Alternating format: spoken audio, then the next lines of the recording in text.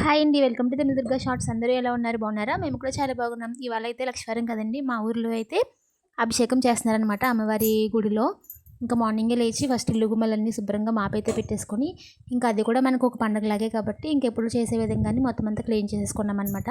ఇంకా తెల్లవారుజామున అత్తయ్య లేచిపోతారు. బయటంతా క్లీన్ చేసేసిన తర్వాత నేనైతే లేచి పైన మాప్ పెట్టేసుకొని ఇంకా కిందకైతే వచ్చేసరికి అత్తయ్య హాలు వంటగది అయితే పెట్టేశారనమాట. దేవుడి గది అయితే పెట్టలేదు. సరే ఇంకా స్నానం చేసిన తర్వాత పెడదామని వెళ్ళి స్నానం చేసి వచ్చి మల్లెపూలు అయితే కోస్తున్నాను కదండి రోజు. పూలు కోసొచ్చిన తర్వాత ఇంక పప్పు కూడా తాలింపు పెట్టేశానండి. ఇంక గుడి దగ్గరికి వెళ్ళి వచ్చిన తర్వాత లేట్ అవుతుందేమో అని చెప్పి మామూలుగా పప్పు గుత్తుతో కలిపేసి పెట్టాను. వచ్చిన తర్వాత తాలింపు పెట్టాను. ఇంకొచ్చిన తర్వాత చాలా పని అయితే ఉంది. ఎందుకంటే మేస్తులు వస్తున్నారు కాబట్టి ఇంకా డైలీ వండేలాగా వంటలు వండాలి. చిక్కుడుకాయ ఎగురు పెట్టి సాంబార్ పెట్టాను ముల్లికడ వేసి.